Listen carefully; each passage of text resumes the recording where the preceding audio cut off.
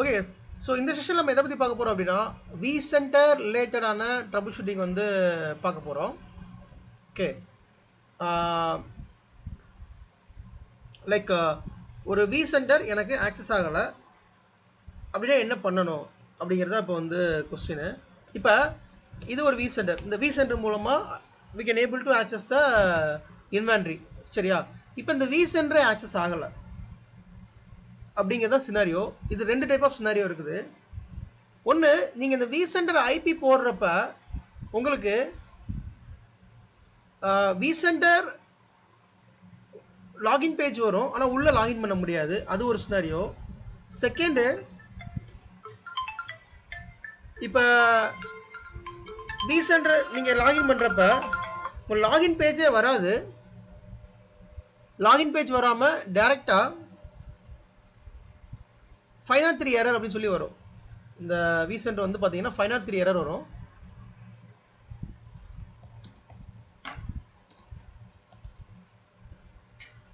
இந்த மாதிரி வந்துச்சு அப்படின்னா நம்ம என்ன பண்ணலாம் அப்படிங்கிறத பார்க்கலாம்.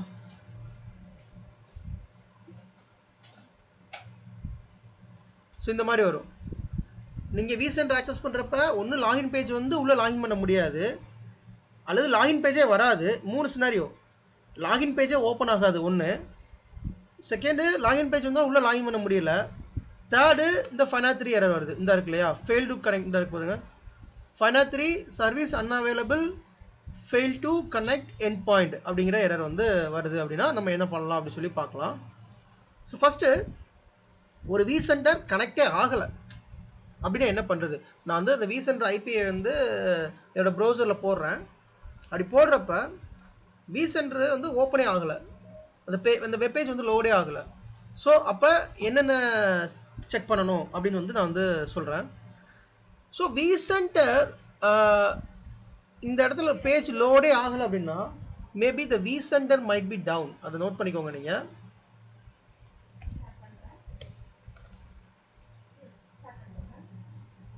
The VCSA in hung state. இந்த VCSA வந்து hung stateல இருக்கும், அல்லது அந்த VCSAல ஏதாவது இஷ்யூவாக இருக்கும், இல்லை பவர் ஆஃப் ஆகிருந்துக்கலாம் ஏதோ ஒரு ரீசன்னால. சரியா? ஸோ இந்த மாதிரி சினாரியோவில் உங்களால் vCenter ஆக்சஸ் பண்ண முடியாது. ஓகே. அப்போ இந்த VCSA வந்து hung stateல இருந்தால் என்ன பண்ணுவீங்க? யாராவது சொல்ல முடியுமா? எப்படி இதை நம்ம எப்படி சரி பண்ணலாம்? VCSA VM ESXi ஹோஸ்ட்ல போயிட்டு GIல போயிட்டு பவர் ஆஃப் பண்ணி அது பவர் ஆன் பண்ணலாம் ப்ரோ. பவர் ஆஃப் பண்ணி.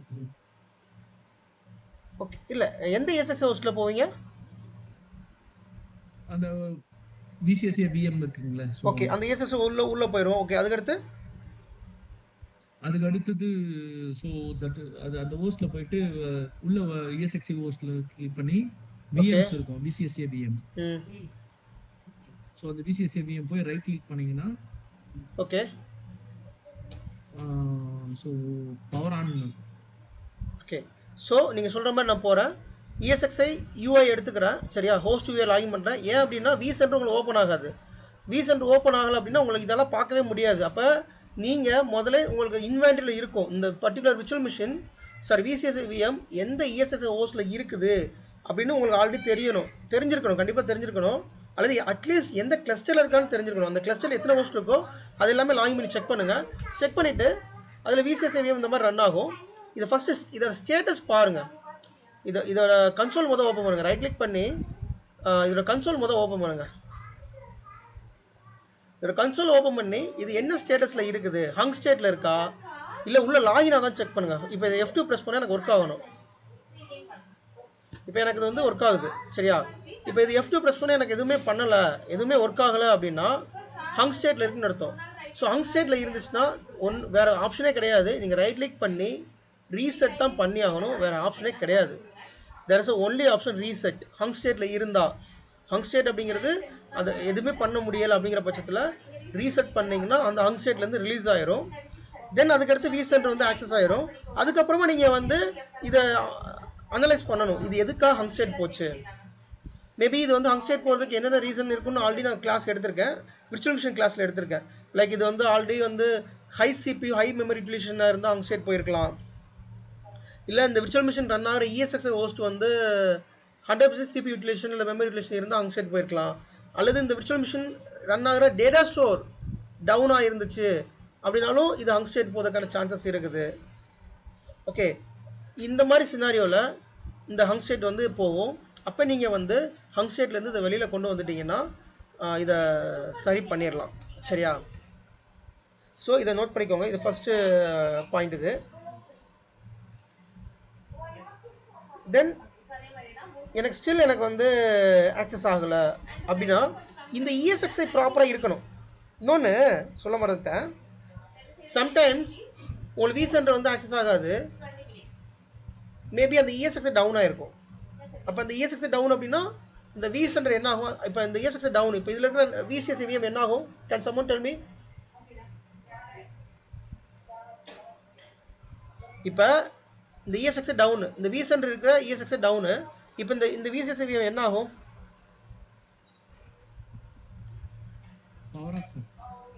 கைஸ் கமான் கைஸ், சொல்லுங்கள், யோசிச்சு சொல்லுங்கள். ஹெச்ஏ ரீஸ்டார்ட் பண்ணும். முக்கியமான பாயிண்ட், டெய்லி இந்த பாயிண்ட் ரீகால் பண்ணிக்கிட்டே இருக்கும். உங்களுக்கு ஒரு ESXi டவுன் ஆச்சு, நாட் ரெஸ்பாண்டிங் போச்சுன்னா HA will restart the VM to another host. அது VCSI VM இருந்தாலும் சரி, எந்த VM இருந்தாலும் சரி. அப்போ இந்த VM வந்து வேறு ஹோஸ்ட்டுக்கு ரீஸ்டார்ட் ஆகுது பார்த்தீங்களா? அப்போ இந்த ரீஸ்டார்ட் ஆகுற டைமில் அந்த vCenter டவுனாக இருக்கும். சரிங்களா? அண்ட் ஆல்சோ ரீஸ்டார்ட் ஆன பிறகு சம் சர்வீசஸ் கூட அப் ஆகாமல் இருக்கலாம். அப்போ அந்த மாதிரி டைமில் நமக்கு வந்து vCenter வந்து ஓப்பன் ஆகாமல் போகிறதுக்கான சான்சஸ் வந்து நிறைய இருக்குது. ஓகே, அதுக்கப்புறம் முக்கியமானது இந்த VCSI VMோட டிஸ்க் ஸ்பேஸு. இந்த VCSI VM disk space already சொல்லியிருக்கேன் நான். Again I'm showing. நீங்கள் அந்த வாமி பேஜ் ஓப்பன் பண்ணுங்கள். அந்த VCSI VMோட வாமி பேஜ் எப்படி ஓப்பன் பண்ணணும்? ஸோ VCSI:5480 போட்டிங்கன்னா வாமி பேஜ் ஓப்பன் ஆயிரும். ஸோ வாமி பேஜ் நம்மளால் லாகின் பண்ண, அந்த மாதிரி டைமில் வாமி பேஜ் நம்மளால் லாகின் பண்ண முடியும். vCenter டவுனாக இருக்கும், ஆனால் வாமி பேஜ் நம்ம லாகின் பண்ணிக்கலாம். ஓகே, ஸோ வாமி பேஜ் லாகின் பண்ணி மானிட்டர் போனீங்கன்னா CPU யூசேஜ், மெமரி யூசேஜ் எவ்வளோன்னு பார்த்துக்கோங்க. டிஸ்க்கு போயிட்டு ஏதாவது டிஸ்க் யூசேஜ் அதிகமாக இருக்கான்னு செக் பண்ணுங்கள். சப்போஸ் ஏதோ ஒரு டிஸ்க் வந்து 100% ஃபுல்லாக ஆகியிருந்தாலும் டவுன் ஆகிற சான்சஸ் நிறைய இருக்குது. மேபி ஏன்னா அந்த டிஸ்க் ஃபுல்லாக ஆகிடுச்சுன்னா சர்வீசஸ் வந்து அப் ஆகாது, சர்வீசஸ் வந்து ரன் பண்ண முடியாது. அப்போ அது ஆட்டோமேட்டிக்காக டவுன் ஆகிறதுக்கு சான்சஸ் நிறைய இருக்குது. ஓகே, தென் இந்த VCSI VMோட நெட்வொர்க் செட்டிங்ஸ் ப்ராப்பராக செக் பண்ணிக்கோங்க. நெட்வொர்க் இதில் கனெக்டாக இருக்கிற நெட்வொர்க் வந்து ப்ராப்பராக கனெக்டாக இருக்கா? ஓகே, நெட்வொர்க் ப்ராப்பராக கனெக்டாக இருக்கா?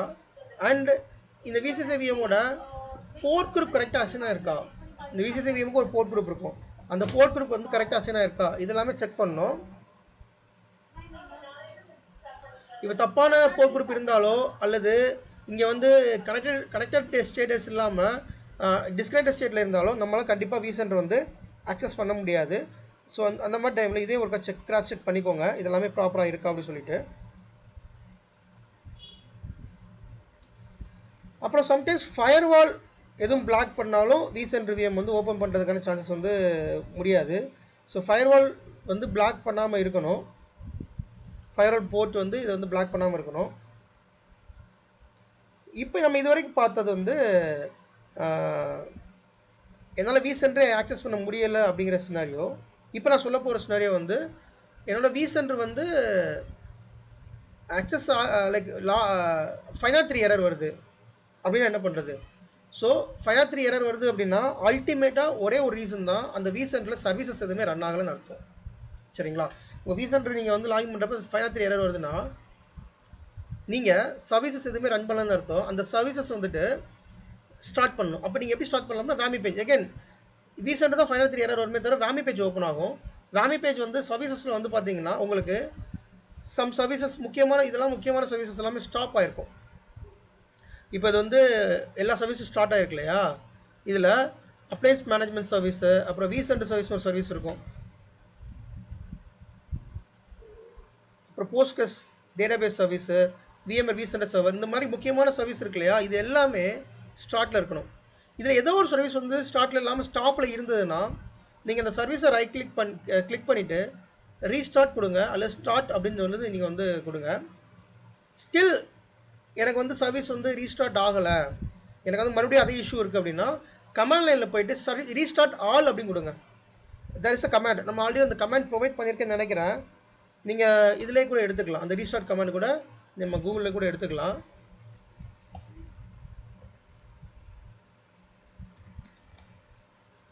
So recent service restart command கொடுத்தீங்கன்னா இதிலே வரும் கமாண்டு. நீங்கள் இந்த விசென்டரோட பட்டிஷன் ஓப்பன் பண்ணுங்கள். பட்டிஷன் ஓப்பன் பண்ணிவிட்டு இந்த கமாண்ட் எக்ஸிக்யூட் பண்ணுங்கள். அதாவது எல்லா சர்வீஸும் ஸ்டாப் பண்ணிவிட்டு மறுபடியும் எல்லா சர்வீஸும் ஸ்டார்ட் பண்ணுங்கள். இதில் ஒர்க் அவுட் ஆகுதுக்கிற சான்சஸ் நிறைய இருக்குது.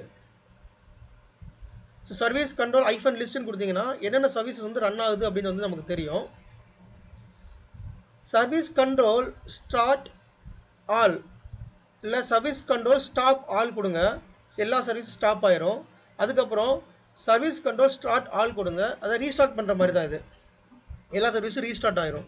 ஸோ மொத்தமாக எல்லா சர்வீஸும் ரீஸ்டார்ட் பண்ணுறப்ப நமக்கு அந்த எரர் போய் ஓப்பன் பண்ணுறதுக்கான சான்சஸ் வந்து நிறைய இருக்குது. ஸ்டில் எனக்கு வந்து வரல அப்படின்னா நீங்கள் அந்த விசிஎஸ்ஏவிஎம் ஒரு ரீஸ்டார்ட் பண்ணி பாருங்கள். பட் இது கடைசி ஆப்ஷன் தான், விசிஎஸ்ஏவிஎம் அவ்வளோ சீக்கிரம் ரீஸ்டார்ட் பண்ணக்கூடாது. பட் வேறு வழி இல்லை, எனக்கு வந்து சர்வீசஸ் எல்லாமே ஸ்டாப் பண்ணி ஸ்டில் என்னால் வந்து விசென்டர் வரல அப்படின்னா நீங்கள் ஒரு ரீஸ்டார்ட் கொடுத்து பார்த்தீங்கன்னா மேபி அந்த இஷ்யூ சால்வ் ஆகிறதுக்கான சான்சஸ் வந்து நிறைய இருக்குது. ஸோ கடைசி ஆப்ஷன் வந்து விசென்டர் வந்து ரீஸ்டார்ட் பண்ணி பார்க்குறது. ஓகே, அண்ட் சில நேரங்களில் விசென்டர் பேஜ் ஓப்பன் ஆகி உள்ளே லாகின் பண்ண முடியாது. அந்த மாதிரி டைமில் நம்ம எதெல்லாம் செக் பண்ணணும் அப்படின்னா விசென்டரோட சர்டிஃபிகேட் செக் பண்ணணும். நான் ஆல்ரெடி சொல்லியிருக்கேன், நம்ம இதுக்கு ஒரு தனி கிளாஸ் எடுத்தோம். வாட் இஸ் சர்டிஃபிகேட், எஸ்எஸ்எல் சர்டிஃபிகேட்னா என்ன, அது அந்த சர்டிஃபிகேட் எப்படி ரெனிவல் பண்ணுறது அப்படின்னு சொல்லி நம்ம ஒரு கிளாஸ் எடுத்திருந்தோம். ஸோ சர்டிஃபிகேட் வந்து செக் பண்ணுங்கள். உங்கள் சர்டிஃபிகேட் விசென்டரோட சர்டிஃபிகேட் எல்லாமே எக்ஸ்பயர் ஆயிருக்கா. ஸோ அட்மினிஸ்ட்ரேட்டர் போயிட்டு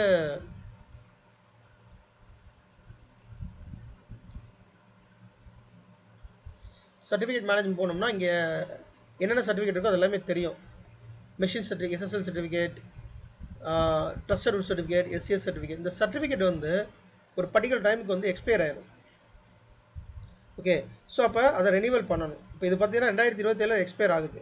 அப்போ 2027 இது சர்டிஃபிகேட் எக்ஸ்பயர் ஆயிடுச்சுன்னா விசென்டர் ஓப்பன் ஆகாது, இஷ்யூ வரும். அப்போ இந்த சர்டிஃபிகேட் ரெனிவல் பண்ணணும். அந்த சர்டிஃபிகேட் ரெனிவல் பண்ணணும் அப்படின்னா நீங்கள் விசென்டரே ஆக்சஸ் ஆகாது. அப்போ எப்படி ரெனிவல் பண்ணுறது? ஸோ அப்போ வந்து ஒரே ஆப்ஷன் தான், நீங்கள் பட்டிஷன் எடுக்கணும். உங்களால் வேமி பேஜ் ஓப்பன் ஆகும், பட்டிஷன் ஓப்பன் ஆகும். பட்டிஷனை எடுத்துகிட்டு தர்ஸ் அ கமாண்ட், இந்த கமாண்ட் போட்டோம் அப்படின்னா நம்ம விசென்டர் சர்டிஃபிகேட்டை வந்து ரெனிவல் பண்ணிடலாம். இதுக்கு வீடியோ நான் ஆல்ரெடி நம்ம வந்து இந்த கிளாஸ் எடுத்திருக்கேன், அதை கூட ரெஃபர் பண்ணிக்கோங்க. எப்படி விசென்டர் சர்டிஃபிகேட் வந்து என்னென்ன சர்டிஃபிகேட் இருக்குன்னு பார்க்குறது, அப்புறம் எப்படி அதை ரெனிவல் பண்ணுறது அப்படின்னு சொல்லிட்டு நான் ஒரு கிளாஸ் எடுத்திருக்கேன், அதை செக் பண்ணிக்கோங்க. ஸோ சர்டிஃபிகேட் வந்து எக்ஸ்பயர் ஆயிருக்கான்னு பாருங்கள். எக்ஸ்பயர் ஆயிருந்ததுன்னா சர்டிஃபிகேட்டை ரெனிவல் பண்ணுங்கள். அது ஒரு சின்ன கமெண்ட் போட்டு நீங்கள் வந்து ஜஸ்ட் உங்களோட விசென்டரோட அத்தன்டிகேஷன் மட்டும் கொடுத்தீங்கன்னா ரெனிவல் பண்ணி, அது பெரிய ப்ராசஸ்லாம் கிடையாது, ரொம்ப சின்ன ப்ராசஸ் தான். ஈவன் இப்போ கூட காமிக்க முடிஞ்சால் காமிக்கிற வரையும் சொல்லுங்கள். Certificate, so there's a command. So அப்போ நீங்கள் வந்து பட்டிஷன் லாகின் பண்ணணும். பட்டிஷன் போயிட்டு அந்த இஎஸ்எக்ஸையோட host name or IP address நீங்கள் வந்து கொடுக்கணும்.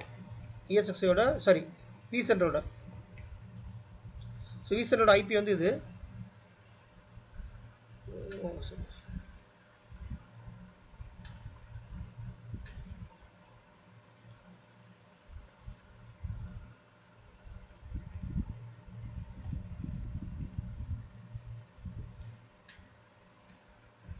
கொடுத்தீங்க ரூட் பாஸ்வேர்டு, விசென்டரோட விசிஎஸ்ஏ ரூட் பாஸ்வேர்டு. சரியா, இது வந்து விசிஎஸ்ஏ ரூட் பாஸ்வேர்டு.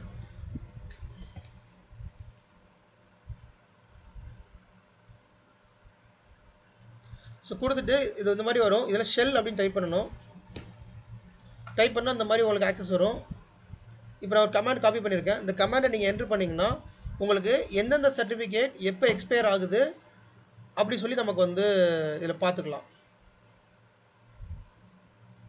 ஓகே, ஸோ நமக்கு தேவை அப்படின்னா அந்த சர்டிஃபிகேட்டை வந்து நம்ம ரெனிவல் பண்ணால் பண்ணிக்கலாம். சரியா, ஸோ இதை ஒரு செக் பண்ணிக்கோங்க, சர்டிஃபிகேட் எல்லாமே ப்ராப்பராக இருக்கா அப்படின்னு வந்து செக் பண்ணிக்கோங்க.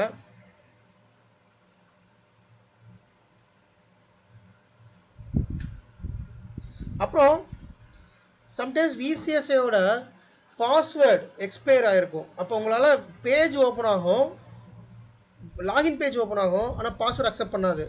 அந்த மாதிரி டைமில் நீங்கள் வேமி பேஜ் வரணும்.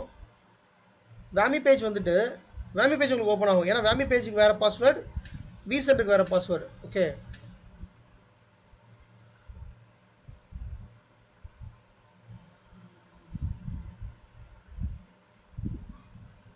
இந்த அட்மினிஸ்ட்ரேஷன் வந்தீங்கன்னா there is option password expire settings. இதில் வந்துட்டு பாஸ்வேர்டு எக்ஸ்பயர் வந்து பை டிஃபால்ட்டாக எஸ்ஸில் இருக்கும். பை டிஃபால்ட்டாக 60 டேஸ்க்கு வந்து பாஸ்வேர்டு வந்து எக்ஸ்பயர் ஆகிற மாதிரி இருக்கும். நீங்கள் நோ கொடுத்து வைக்கணும். ஸோ நோ கொடுத்து தான் வைக்கணும் எப்போயுமே, இல்லாட்டி பாஸ்வேர்டு வந்து எக்ஸ்பயர் ஆகிரும். அப்படி எக்ஸ்பயர் ஆகிடுச்சாலும் உங்களால் லாகின் பண்ண முடியாது. ஸோ இதை ஒருக்கா செக் பண்ணிக்கோங்க, பாஸ்வேர்டு வந்து எது எக்ஸ்பயர் இருக்கா இல்லை அப்படின்னு சொல்லி செக் பண்ணிக்கோங்க. ஸோ இப்போ நம்ம பார்த்தது ஒரு இம்பார்ட்டன்ட் ட்ரபிள் ஷூட்டிங். இது நான் மோஸ்ட் ஆஃப் த காமனான திங்ஸ் எல்லாமே நான் கவர் பண்ணிட்டேன், எதுவுமே மிஸ் பண்ணலன்னு நினைக்கிறேன். ஓகே, ஸோ இதுவுமே சில இடங்களில் இன்டர்வியூ கொஸ்டின் கேட்குறாங்க, விசென்ட் டவுன் ஆனால் என்னென்ன பண்ணுவேன் அப்படின்னு சொல்லிட்டு கேட்குறாங்க. அதை நீங்கள் கொஞ்சம் பார்த்துக்கோங்க. சரியா? ஃபைன். Any doubts guys? இதில் டவுட்ஸ் இருக்கா? டவுட் தான் கேளுங்க, நெக்ஸ்ட் போகலாம்.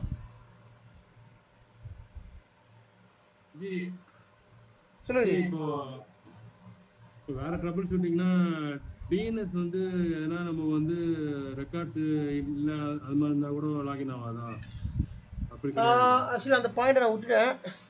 ஓகே, ஸோ அதையுமே நோட் பண்ணிக்கோங்க. டிஎன்எஸ் வந்து ரெக்கார்டு ப்ராப்பராக இருக்கணும். விசென்ட்டோட டிஎன்எஸ் ரெக்கார்டு ப்ராப்பராக இருக்கணும். டிஎன்எஸ் ரெக்கார்டு கரப்டாக இருந்தாலோ அல்லது டிஎன்எஸ் ரெக்கார்டு வந்து மாறி இருந்தாலோ நம்மளால் ஓப்பன் பண்ண முடியாது. நான் ஆல்ரெடி சொல்லியிருக்கேன் வாட் இஸ் டிஎன்எஸ் ரெக்கார்டு அப்படின்னு சொல்லிட்டு. எகெயின் நான் காமிக்கிறேன் வேணால் சர்வர் மேனேஜரில் போயிட்டு. விசென்ட் இருந்தாலும் சரி, இஎஸ்எக்ஸ் இருந்தாலும் டிஎன்எஸில் ரெக்கார்ட் நம்ம போடுவோம். இப்போ இந்த விசென்ட்டுக்கு நம்ம டிஎன்எஸ் ரெக்கார்டு போட்டிருக்கோம். ஸோ ஃபார்வர்ட் லுக்கப் ஜோனில் எக்ஸ்பிளைன் பண்ணிங்கன்னா techie.com இருக்கும். இதில் இந்த இருக்கு இல்லையா, இதுதான் டிஎன்எஸ் ரெக்கார்டு. இந்த ரெக்கார்டு இதில் மேபி தப்பாக இருக்கலாம், இதில் ஏதாவது தப்பாக யாராக என்ட்ரி பண்ணியிருக்கலாம், அல்லது இந்த ரெக்கார்டு டெலீட் ஆகிருந்தாலோ அல்லது இது கரப்டாக இருந்தாலோ நம்மளால் விசென்ட் லாகின் பண்ண முடியாது. இதேமே ஒரு வந்து செக் பண்ணிக்கோங்க, டிஎன்எஸ் என்ட்ரி ப்ராப்பராக இருக்கா அப்படி செக் பண்ணிக்கோங்க. இந்த பாயிண்ட்டை நீங்கள் ஆட் பண்ணிக்கோங்க. எஸ். அப்புறம் இன்னொரு என்டிபி செட்டிங்ஸ் ஏன்னா இது பாசிபிள் இருக்குமா ஜி? என்டிபி செட்டிங்ஸ் நம்ம நெட்வொர்க் சைன் ப்ரோட்டோகால் என்டிபிக்கு பிரச்சனை இல்லை ஜி. என்டிபினால இது விசென்ட் லாகின் பண்ணாமல் இருக்க முடியாது, விசென்ட் லாகின் ஆயிரும். ஓகே, இப்போ சப்போஸ் பேட்ச் அப்டேட் பண்ணுறோம் விசிஎஸ்ல, சாஃப்ட்வேர் அப்டேட் பண்ணும்போது கரெக்ட் ஆயிடுச்சுனா கூட இல்லை ஜி, விசிஎஸ்ஸே நீங்கள் பேட்ச் அப்டேட் பண்ண மாட்டீங்க, விசென்ட் பேட்ச் அப்டேட் பண்ணுவீங்க. அதான் விசென்டர், சாரி விசென்டர் தான். விசென்டர் இப்போ நம்ம சாஃப்ட்வேர் அப்டேட் பண்ணும்போது அப்டேட் பண்ணிட்டு இப்போ அந்த சர்வரில் எனி இஷ்யூ இருக்குது, அதாவது அப்போ கரெக்ட் ஆயிடுச்சு ஓப்பன் ஆகணும்னா நம்ம வந்து திருப்பியும் வந்து புதுசாக தான் பண்ணணுமா, இல்லை வந்து அந்த எந்த பேட்ச் இன்ஸ்டால் பண்ணுறோமோ அதை ரிமூவ் பண்ணால் ஒர்க் ஆகிடுமா? இல்லை ஜி, ஆக்சுவலி அந்த பேட்சை ரிவர்ட் பண்ண முடியாது. அதுக்கு தான் நான் வந்து சொல்லியிருக்கேன், அந்த ஆக்டிவிட்டி பண்ணுறதுக்கு முன்னாடி நீங்கள் வந்து ஸ்னாப்ஷாட் எடுத்துகிட்டு பண்ணணும் அப்படின்னு. அந்த சாஃப்ட்வேர் ரிவர்ட் பண்ணிக்கணும். ஆமாம், நீங்கள் வந்து அந்த இஎஸ்எக்ஸை லாகின் பண்ணி ஸ்னாப்ஷாட்டை போட்டு ரிவர்ட் பண்ணிக்கலாம். உங்களை பேட்செல்லாம் ரிவர்ட் பண்ண முடியாது, ஸ்னாப்ஷாட் ரிவர்ட் பண்ணிக்கலாம். ஸோ அப்போ ஸ்னாப்ஷாட் ரிவர்ட் பண்ணுறப்போ உங்களுக்கு அந்த பழைய ஸ்டேட்டுக்கு போயிடும், நம்ம ஓப்பன் ஆயிரும். சரிங்களா? ஓகே கேஸ், நெக்ஸ்ட் போகிறேன்.